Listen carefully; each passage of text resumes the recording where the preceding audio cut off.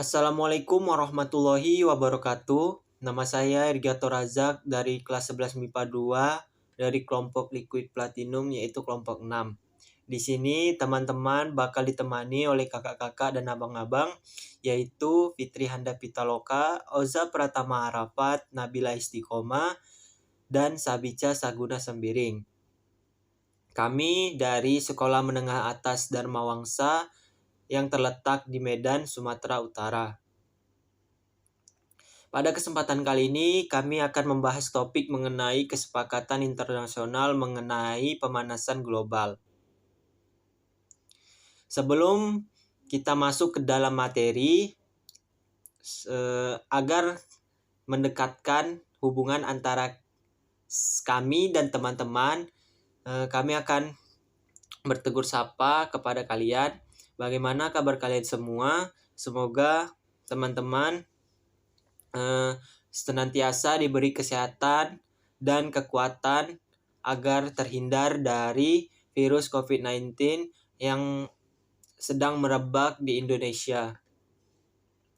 Sebelum kita belajar, seperti biasa, marilah kita berdoa menurut agama dan keyakinan masing-masing agar apa yang nanti kami jelaskan bakal ingat atau bakal nyangkut di memori kalian supaya nanti bila ada ujian atau ujian IPA gitu, itu bisa ingat materi yang kami sampaikan. Baiklah, doa dimulai.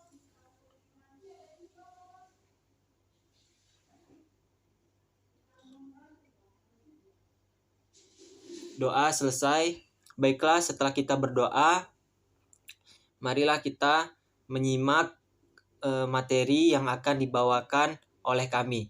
Let's go. Assalamualaikum, nama saya Fitri Handa Pitaloka, kelas 11 MIPA 2, dan saya dari kelompok 6 yang bernama Liquid Platinum. Di sini saya akan membahas tentang materi kesepakatan internasional dalam hal pemanasan global. Sebelum memasuki materi tersebut, kita harus mengetahui terlebih dahulu apa sih latar belakang dari kesepakatan internasional dalam pemanasan global. Nah, di sini saya akan jelaskan. Pemanasan global atau global warming adalah suatu bentuk ketidakseimbangan ekosistem di bumi akibat terjadinya proses peningkatan suhu rata-rata atmosfer, laut, dan daratan di bumi. Ketidakseimbangan ekosistem di bumi ini juga ditandai dengan meningkatnya populasi dunia dari tahun ke tahun. Populasi masyarakat dunia yang terus bertambah pada saat ini tak dapat dipisahkan dan perkembangan teknologi, ekonomi, dan budaya masyarakat dunia. Pemanasan global sendiri sudah menjadi isu lingkungan yang menjadi fokus utama masyarakat. Selama kurang lebih 100 tahun belakangan ini, suhu rata-rata permukaan bumi telah meningkat sebesar 0,74 yaitu sekitar 0,18 derajat Celcius. Masalah pemanasan global dan kerusakan lingkungan yang terjadi sejak revolusi industri ini disebabkan oleh tindakan manusia. Populasi yang terus bertambah akan menyebabkan makin banyaknya sampah yang dihasilkan. Selain itu, banyak pula lahan-lahan hijau ataupun lahan pertanian yang kini dijadikan sebagai lahan pemukiman dan masih banyak lagi. Berbagai dampak yang ditimbulkan pemanasan global ini dapat dicegah oleh perilaku masyarakat dunia yang mulai diubah terutama dari cara mereka mengkonsumsi produk kebutuhan sehari-hari. Hal ini didukung pula oleh perusahaan yang semakin giatnya perusahaan-perusahaan untuk menggencarkan kampanye Go Green.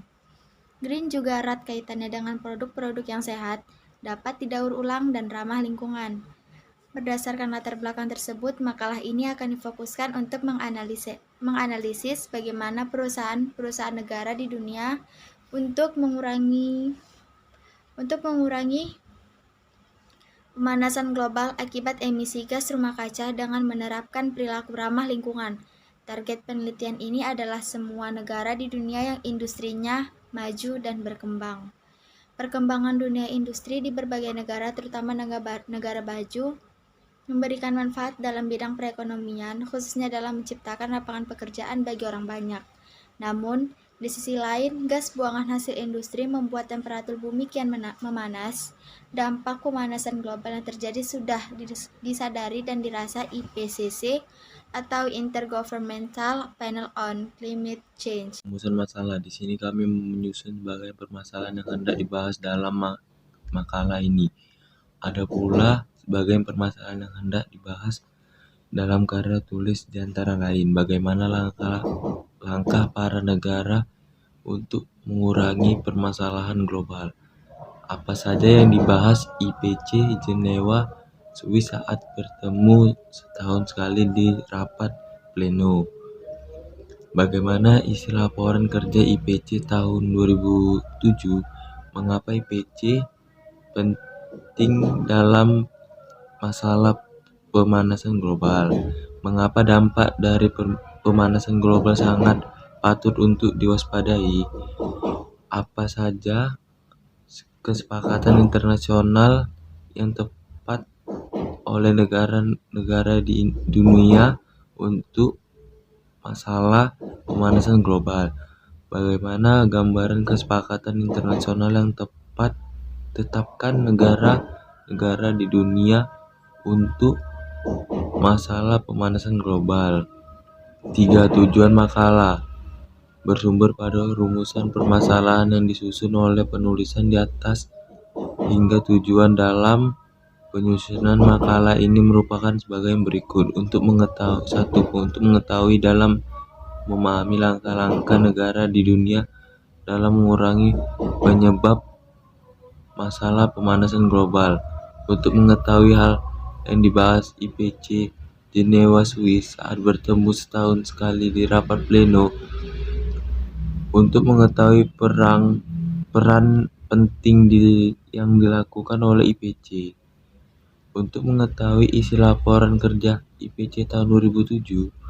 Untuk mengetahui macam-macam kesepakatan internasional yang ditetapkan oleh negara-negara di dunia untuk masalah pemanasan global.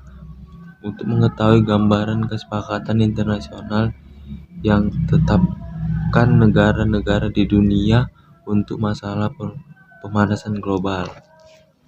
Dalam pembahasan, kesepakatan dunia membahas pemanasan global. Yang pertama adalah Konferensi Stockholm, yaitu pertemuan negara-negara dalam Konferensi PBB tahun 1972 mulai membahas isu pemanasan global. Kemudian berkembang lalu dibentuk suatu organisasi, yaitu Intergovernmental Panel on Climate Change. Disebut juga Dewan Iklim PBB yang didirikan pada tahun 1988. Terdiri dari 195 anggota negara dan ribuan ilmuwan yang bertugas menganalisis perubahan iklim dan menyarankan tindakan penanggulangannya. Dengan adanya Dewan Iklim ini, banyak diadakan pertemuan dan mulai menghasilkan kesepakatan yaitu Protokol Kyoto, ditandatangani pada tanggal 11 Desember 1997, merupakan persetujuan negara industri untuk mengurangi emisi gas rumah kaca sebesar 5,2% dibandingkan tahun 1990. Lalu dibentuk organisasi yaitu Asia Pacific Partnership on Clean Development and Climate. Diresmikan bulan Januari 2006 di Sydney, Australia, beranggotakan 6 negara, Amerika Serikat, Australia, Jepang, Tiongkok, Korea Selatan, dan India. Pada bulan Oktober 2007, Kanada masuk sebagai anggota ke-7. Bertugas membantu para pihak termasuk pihak swasta untuk mengatasi pemanasan global. Selanjutnya ada Konferensi Copenhagen, dilakukan pada tahun 2009 menghasilkan Copenhagen Accord untuk mempertegas bahwa dalam ranah politik dan ada sebuah upaya untuk membatasi karbon dan menanggapi perubahan iklim baik dalam jangka panjang maupun pendek. Selanjutnya ada Kesepakatan Paris, merupakan kesepakatan internasional sebagai komitmen bersama dunia untuk memerangi perubahan iklim. Seluruh negara berkomitmen menjaga ambang batas kenaikan suhu di bumi di bawah 2 derajat Celcius, bahkan hingga 1,5 derajat Celcius. Yang selanjutnya ada Protokol Montreal, yaitu adalah sebuah traktat internasional yang dirancang untuk melindungi lapisan ozon dengan meniadakan produksi sejumlah zat yang diyakini bertanggung jawab atas berkurangnya lapisan ozon. Traktat ini berlaku sejak 1 Januari 1989. Traktat ini fokuskan pada beberapa kelompok senyawa hidrokarbon halogen yang yakni memainkan peran penting. Oke, kita lanjut ke dalam penjelasan atau pembahasan yang lebih mendalam mengenai kesepakatan internasional dalam topik pemanasan global. Yang pertama, konferensi Stockholm. Dalam hal ini, kalian sudah mengetahui secara garis besar mengenai konferensi Stockholm. Di sini saya akan menjelaskannya lebih dalam lagi. Konferensi ini berlangsung di Stockholm, Swedia pada tanggal 5-16 Juni tahun 1972. Keputusan akhir konferensi Stockholm salah satunya menyepakati penetapan tanggal 5 Juni yang merupakan tanggal pembukaan konferensi sebagai Hari Lingkungan Hidup Sedunia. Ada beberapa hal yang disepakati dari konferensi Stockholm, diantaranya yang pertama Deklarasi Stockholm yang berisi prinsip-prinsip yang harus digunakan dalam mengelola lingkungan hidup di masa depan melalui penerapan hukum lingkungan internasional. Yang kedua, rencana aksi yang merupakan perencanaan dalam hal permukiman, pengelolaan sumber daya alam, pengendalian pencemaran lingkungan, pendidikan, serta informasi mengenai lingkungan hidup. Yang ketiga, segi kelembagaan. Dibentuknya United Nations Environment Program atau UNEP, yaitu badan PBB yang menangani program lingkungan dan berpusat di Nairobi di negara Kenya, Afrika.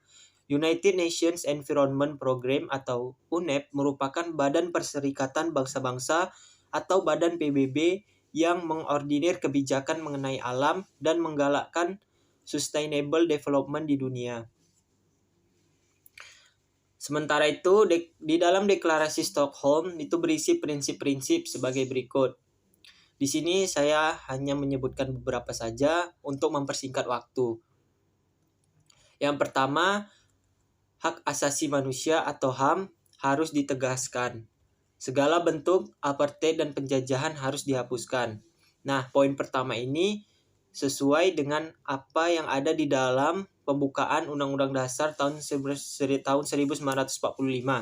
yaitu segala bentuk apartheid dan penjajahan harus dihapuskan. Yang kedua, sumber daya alam atau SDA harus dijaga. Yang ketiga, kapasitas bumi untuk menghasilkan sumber daya yang dapat diperbaharui harus dilestarikan. Yang keempat, satwa liar harus dijaga.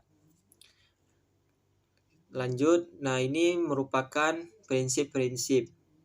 Bila terlalu cepat, kalian boleh pause video ini agar mendapatkan informasi yang lebih lengkap.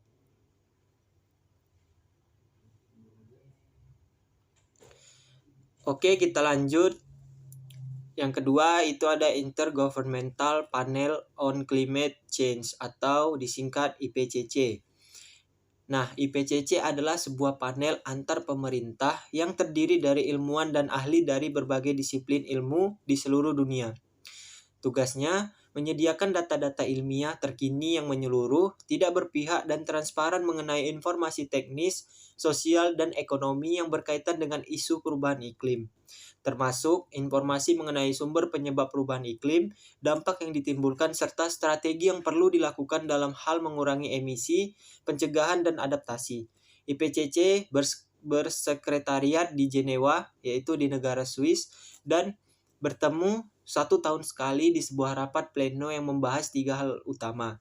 Yang pertama, informasi ilmiah mengenai perubahan iklim. Yang kedua, dampak, adaptasi, dan kerentanan. Yang ketiga, mitigasi atau upaya perubahan iklim. Jadi, 3 poin ini merupakan bahasan yang dibahas di dalam sebuah rapat pleno yang bertemu 1 tahun sekali. Nah, pada tahun 1990, IPCC menerbitkan hasil penelitian pertama atau First Assessment Report Laporan tersebut menyebutkan bahwa perubahan iklim dipastikan merupakan ancaman bagi kehidupan manusia. Nah, jadi di sini IPCC membuat laporan bahwa perubahan iklim ini merupakan ancaman bagi kehidupan manusia. Oke, kita lanjut. IPCC menyerukan pentingnya sebuah kesepakatan global untuk menanggulangi masalah perubahan iklim, mengingat hal tersebut merupakan sebuah proses global yang berdampak pada seluruh dunia. Majelis Umum PBB menanggapi seruan IPCC dengan secara resmi membentuk sebuah badan negosiasi antar pemerintah, yaitu Intergovernmental Negotiation Committee atau INC, untuk merundingkan sebuah konversi mengenai perubahan iklim. Laporan IPCC terakhir tahun 2007 secara garis besar terdiri dari yang pertama, laporan kelompok kerja yang pertama dikeluarkan pada Februari 2007 menekankan bahwa manusia adalah penyebab utama peningkatan gas rumah kaca atau GRK di lapisan udara. Laporan kelompok kerja kedua mengenai dampak dan adaptasi perubahan iklim dikeluarkan awal April 2007, membeberkan perkiraan ancaman bencana di banyak negara apabila tidak dilakukan upaya segera untuk mengurangi kegiatan yang dapat menyebabkan pemanasan global. Laporan kelompok kerja yang ketiga yang dikeluarkan Mei 2007 menganalisis proses pengurangan emisi karbon yang sudah dan harus dilakukan, dan strategi adaptasi untuk bertahan terhadap dampak perubahan iklim yang tidak bisa dihindari. Saya Sabica dari kelas 11 MIPA 2 dan saya dari kelompok 6. Di sini saya akan melanjutkan tentang materi pembahasan yang sebelumnya dijelaskan teman saya. Saya mulai dari nomor 3. Protokol Kyoto. Protokol Kyoto adalah sebuah amandemen terhadap Konvensi Rangka Kerja PBB tentang Perubahan Iklim atau UNFCCC, sebuah persetujuan internasional tentang pemanasan global. Protokol Kyoto sebagai instrumen perjanjian internasional resmi berlaku pada 16 Februari 2005 setelah ratifikasi resmi yang dilakukan oleh Rusia pada 18 November 2004. Dan protokol Kyoto ini ditandatangani pada 11 Desember 1997 di Kyoto, Jepang. Protokol Kyoto merupakan dasar bagi negara-negara industri untuk mengurangi emisi gas rumah kaca gabungan mereka paling sedikit 5% dari tingkat emisi tahun 1990 menjelang periode 2008 sampai 2012. Komitmen yang mengikat secara hukum ini menempatkan beban pada negara-negara maju dan berdasarkan pada prinsip common but differentiation responsibilities. Protokol Kyoto mengatur mekanisme penurunan emisi gas rumah kaca yang dilaksanakan negara-negara maju, yakni 1. Implementasi bersama atau joint implementation, 2. Perdagangan emisi atau emission trading, dan 3. Mekanisme pembangunan bersih atau clean development mechanism atau CDM. Joint implementation atau JI merupakan mekanisme penurunan emisi di mana negara-negara aneks dapat mengalihkan pengurangan emisi melalui proyek bersama dengan tujuan mengurangi emisi gas rumah kaca. Emission trading atau ET merupakan mekanisme perdagangan emisi yang dilakukan antar negara industri, di mana negara industri yang emisi gas rumah kacanya di bawah atas yang diizinkan dapat menjual kelebihan jatah emisinya ke negara Indonesia lain yang tidak dapat memenuhi kewajibannya. Clean Development Mechanism atau CDM merupakan mekanisme penurunan emisi gas rumah kaca dalam rangka kerja sama negara industri dengan negara kembang.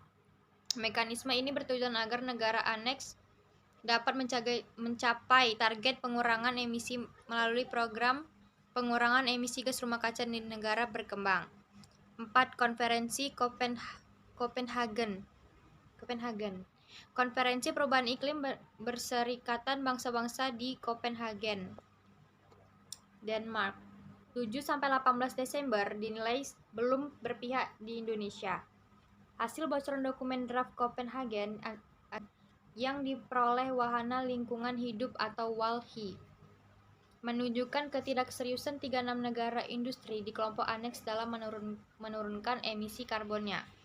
Dalam teks bocoran tersebut tidak disebutkan angka target pengurangan emisi negara maju pada 2020. Baru pada 2050 disebutkan negara maju akan memangkas emisi 80% di bawah tahun 1990.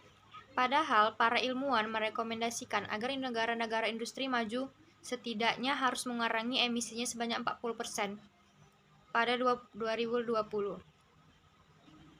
Menurut Kepala Departemen Kelembagaan dan Penggalangan Sumber Daya Ahli Akbar Draft Copenhagen Agreement, tidak memperhatikan serius peringatan para ilmuwan yang mengatakan bumi ini tidak terselamatkan dari bahaya perubahan iklim jika temperatur naik secara 2 derajat Celcius dari suhu sebelum revolusi industri. 5. Kesepakatan Paris. Secara garis besar, persetujuan Paris diarahkan untuk meningkatkan kemampuan adaptasi terhadap dampak negatif perubahan iklim, menuju ketahanan iklim dan pembangunan rendah emisi tanpa mengancam produksi pangan, dan menyiapkan skema pendanaan untuk menuju pembangunan rendah emisi dan berketahanan iklim. Guna merealisasikan apa yang diharapkan persetujuan Paris, masyarakat adanya kerja kolaboratif dan aksi saling dukung antar negara. Secara spesifik, persetujuan Paris dimaksudkan untuk menguatkan respon global terhadap ancaman perubahan iklim dengan tujuan menahan kenaikan suhu rata-rata global di bawah 2 derajat Celcius di atas tingkat di masa pra-industrialisasi, dan melanjutkan upaya untuk menekankan kenaikan suhu ke 1, derajat Celcius di atas tingkat pra-industrialisasi. Angka batas pemanasan 1, derajat Celcius sendiri merupakan usulan yang dianjurkan oleh negara terbelakang dan negara berkembang pulau kecil dengan alasan negara-negara tersebut menghadapi konsekuensi yang mengerikan jika pemanasan melebihi 1, derajat Celcius. Dalam konteks Indonesia, pemerintah Indonesia telah menandatangani persetujuan Paris pada 22 April 2016 dan meratifikasinya menjadi Undang-Undang Nomor 16 Tahun 2016. Baiklah, setelah kalian mengetahui dan mendengarkan mengenai kesepakatan internasional yang dibentuk oleh negara-negara di dunia untuk mengurangi emisi gas rumah kaca, yang dimana emisi gas rumah kaca ini menimbulkan pemanasan global. Dari penjelasan atau ulasan yang kami paparkan di atas, itu dapat ditarik kesimpulan bahwa pemanasan global dapat dikatakan berbahaya bagi manusia jika itu terus-menerus terjadi. Beberapa negara sudah sepakat untuk mencari solusi dari terjadinya pemanasan global. Dengan terjadinya pemanasan global, para negara melakukan kesepakatan internasional untuk mengurangi terjadinya pemanasan global yang diakibatkan oleh industrialisasi negara-negara di dunia, baik itu yang maju maupun yang berkembang. Ada beberapa kesepakatan yang dilakukan, yaitu mengenai peran IPCC, Protokol Kyoto, APPCDC, dan Protokol Montreal. Demikianlah hasil dari diskusi kami mengenai kesepakatan internasional dalam hal pemanasan global. Bila ada kesalahan kata, mohon dimaafkan. Wabillahi taufik wal hidayah. Wassalamualaikum warahmatullahi wabarakatuh.